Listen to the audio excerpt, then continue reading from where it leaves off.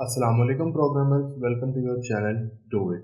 तो प्रोग्रामर्स, आज के लेक्चर में हम समझेंगे इनहेरिटेंस क्या होता है और डार्ट में हम इसे क्यों यूज करते हैं। सो प्रोग्रामर्स, ओप्स के 4 पिलर्स होते हैं: इनहेरिटेंस, एनकैप्सुलेशन, एब्स्ट्रैक्शन, पॉलीमॉर्फिज्म। आज के लेक्चर में हम समझेंगे इनहेरिटेंस के बारे में, लेकिन उससे पहले मैं आपको एक चीज समझा दूं कि ओप जो है ना वैसे एक प्रोग्रामिंग लैंग्वेज नहीं है। ओप एक कॉन्सेप्ट है जो काफी लैंग्वेजेस में यूज किया जाता है, जैसे कि डार्ट, C++, जावा। अब मैंने अपने इस यूट्यूब चैनल में एडवांस प्लेलिस्ट जितनी भी वीडियो अपलोड की है वो ओप के कॉन्सेप्ट के ऊपर ही है, जैसे कि क्लास, ऑब्जेक्ट, कंस्ट्रक्टर। एंड आज के लेक्चर में हम इनहेरिटेंस के बारे में समझेंगे। अगर मैं आपको सिंपल वर्डिंग में इनहेरिटेंस की डेफिनेशन समझाऊं तो basically it's the share of data. Inheritance जो है ना इनहेरिट वर्ड से निकला है, जैसे कि पेरेंट्स की कुछ आदतें अपने चाइल्ड में इनहेरिट हो जाती है थ्रू जीन्स। सेम उसी बेस में इनहेरिटेंस का कॉन्सेप्ट लिया गया है कि पेरेंट क्लास की कुछ प्रॉपर्टीज चाइल्ड क्लास में हम कॉल कर सके without creating parent class object. Child class के ऑब्जेक्ट के थ्रू हम पेरेंट क्लास के जो है ना कुछ फंक्शंस या कुछ प्रॉपर्टीज को एक्सेस कर सके।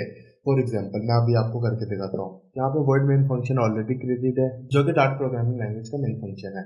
यहाँ पे मैं नीचे एक पेरेंट क्लास क्रिएट करता हूँ। यहाँ पे मैं कमेंट में भी लिख देता हूँ पेरेंट क्लास।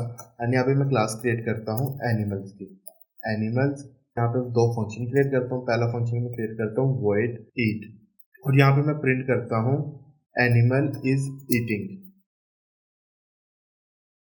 और यहाँ पे मैं एक और फंक्शन क्रिएट करता हूँ वॉइड स्लीप, और यहाँ पे प्रिंट करता हूँ animal is sleeping. So programmers, अभी हम इतना तो पता है कि अगर हमने ईट या स्लीप वाले फंक्शन को एक्सेस करना है तो हम इस क्लास का ऑब्जेक्ट क्रिएट करेंगे अपने वर्ड मेन फंक्शन में। यहाँ पे इसका ऑब्जेक्ट क्रिएट करेंगे और फिर उस ऑब्जेक्ट के थ्रू जो है हम इस फंक्शन को एक्सेस कर सकते हैं। लेकिन मैं चाहता हूँ कि मैं चाइल्ड क्लास के थ्रू इसको एक्सेस करूँ, तो उसके लिए क्या करना पड़ेगा? उसके लिए यहाँ पे मैं नीचे एक और क्लास क्रिएट करता हूँ, चाइल्ड क्लास क्रिएट करता हूँ। क्लास में क्रिएट करता हूँ डॉग। डॉग क्लास मैंने क्रिएट किया, लेकिन मैंने इसको इनहेरिट भी तो करना है अपने पेरेंट क्लास के साथ, तो उसके लिए मैं यहाँ पे एक कीवर्ड का यूज करूंगा एक्सटेंड्स। एक्सटेंड्स कीवर्ड का यूज करने के बाद इसके आगे आपने लिखना है उस क्लास का नेम जो आप चाहते हो इसके साथ इनहेरिट की जाए। मैं चाहता हूँ कि मेरी एनिमल्स वाली क्लास को इसके साथ इनहेरिट किया जाए, तो यहाँ पे मैं लिखता हूँ एनिमल्स। अब यहाँ पे मैं एक फंक्शन बना देता हूँ वॉइड बार्क वाला, और इस फंक्शन के अंदर मैं प्रिंट करता हूँ डॉग इज बार्किंग। अब देखिए प्रोग्रामर्स, मैं अपने वर्ड में फंक्शन के अंदर जो है ना डॉग क्लास का नेम लिखता हूँ, ऑब्जेक्ट क्रिएट करता हूँ माय डॉग, एंड इसके बाद इज इक्वल के साइन के बाद मैं कंस्ट्रक्टर क्रिएट करता हूँ अपनी डॉग क्लास का। कंस्ट्रक्टर क्रिएट हो गया। अब मैं अपने ऑब्जेक्ट के थ्रू जो है ना माय डॉग जो मैंने ऑब्जेक्ट क्रिएट किया है इसके थ्रू देखिए जब मैं आगे डॉट डालूंगा ना तो आप देखिए मेरे पास स्लीप, पार्क, ईट, ये तीनों फंक्शन यहाँ पे शो हो रहे हैं। लेकिन अगर देखा जाए तो मेरे डॉग क्लास के अंदर जो है ना सिर्फ एक ही फंक्शन है पार्क वाला। बाकी दो फंक्शन कहाँ से आ रहे हैं? बाकी दो फंक्शन मेरे पेरेंट क्लास से आ रहे हैं, बिकॉज मैंने एक्सटेंड करके इस क्लास को इसके साथ इनहेरिट कर दिया है। अब देखिए मैं इसके आगे डॉट लिख कर जो है ना स्लीप वाला फंक्शन भी कॉल कर सकता हूँ,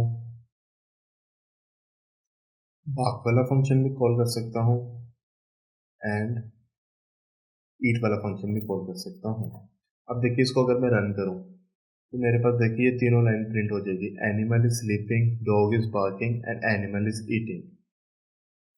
अब देखिए प्रोग्रामर, क्या हो अगर आप एग्जैक्ट सेम फंक्शन क्रिएट करो जो कि पेरेंट क्लास में ऑलरेडी क्रिएटेड है, वॉइड ईट, लेकिन इसके अंदर प्रिंट आप कुछ और करो।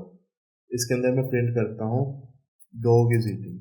अब देखिए प्रोग्रामर, ये कोड जो है ना रन हो जाएगा डार्ट में, लेकिन जब आप फ्लटर पे स्विच करोगे तो ये आपको एरर प्रोवाइड करेगा। एरर इसलिए प्रोवाइड करेगा क्योंकि अगर आपने कोई ऐसा फंक्शन क्रिएट किया है जो ऑलरेडी पेरेंट क्लास में क्रिएट है तो उससे पहले आपने यहाँ पे कीवर्ड का यूज करना है @override। उस फंक्शन से पहले आपने इस कीवर्ड का जरूर यूज करना है। अगर मैं वर्ड स्लीप वाला फंक्शन भी क्रिएट करूंगा ना तो उसके लिए मैं अलग से ओवरराइड कीवर्ड का यूज करूंगा। अब देखिए प्रोग्रामर्स, अब क्या होना चाहिए? अब मैं आपको बताता हूँ। देखिए पेरेंट क्लास का फंक्शन यहाँ पे क्रिएट हो चुका है, उससे पहले यहाँ पे मैंने ऊपर ओवरराइड लिखा हुआ है। ओवरराइड क्या होता है? ओवरराइड मतलब होता है कि एक फंक्शन के अंदर जितनी भी प्रॉपर्टीज है उसको न्यू प्रॉपर्टीज के साथ रिप्लेस कर दिया जाए। अब देखा जाए पेरेंट क्लास में यहाँ पे था एनिमल इज ईटिंग, लेकिन यहाँ पे है डॉग इज ईटिंग। अगर तो हमने उसको रिप्लेस कर दिया तो अब हमारे कंसोल स्क्रीन में जो है ना हमारे पास डॉग इज ईटिंग प्रिंट होना चाहिए। अब मैं इस कोड को रन करता हूँ और अब मैं आपको दिखाता हूँ। देखिए सबसे पहले ये स्लीप वाले फंक्शन को इसने कॉल किया, एनिमल स्लीपिंग आ चुका है। उसके बाद बार्क वाले फंक्शन को कॉल किया, डॉग इज बार्किंग भी प्रिंट हो चुका है। अब एंड में जब मैंने सेम फंक्शन को कॉल किया है तो वहाँ पे देखिए डॉग इज ईटिंग प्रिंट हो रहा है, क्योंकि इसने इस फंक्शन को रिप्लेस कर दी है न्यू प्रॉपर्टीज के साथ।